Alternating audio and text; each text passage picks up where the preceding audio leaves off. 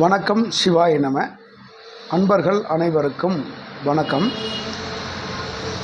அதாவது நிறைய பேர் கேட்ட கேள்வி, கருங்காலி மாலை நான் போடலாமா அப்படிங்கிற விஷயத்த நிறைய பேர் என்கிட்ட கேட்டாங்க.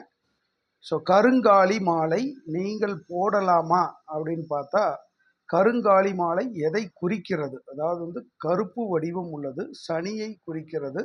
இரண்டாவது காளியுடைய பொருள்.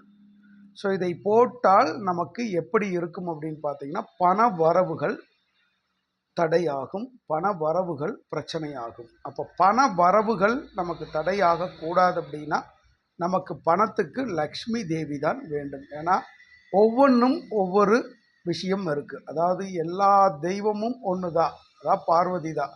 ஸோ அவங்களுக்கு பார்த்தீங்கன்னா பல ரூபங்கள் இருக்குது.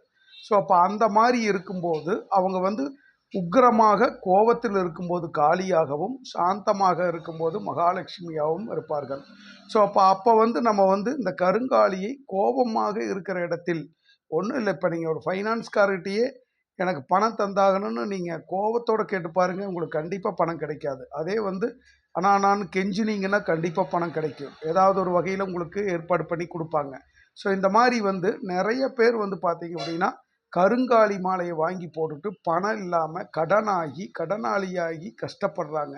ஸோ பெரிய பெரிய நடிகர் முதற்கொண்டு பணக்காரங்க வரைக்கும் இன்னைக்கு கருங்காலி மாலையை போட்டு, அதாவது பில்லி சூனியம் செய்வனை ஏவல் உங்களுக்கு காணாமல் போகு. அது மட்டும் இல்லாமல் அடுத்தவங்களுக்கு யாராவது வச்சுருந்தாலும் அந்த மாலை ஈர்த்துக்கு அந்த சக்தி அது மாலைக்கு உண்டு.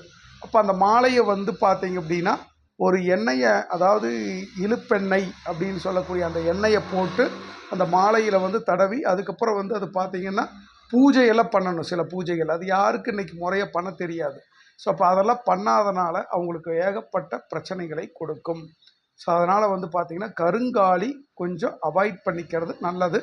என்னுடைய கருத்து. உங்களுக்கு வேணும்னா நீங்கள் தாராளமாக யூஸ் பண்ணிக்கலாம். நன்றி, வணக்கம். சிவாய நம.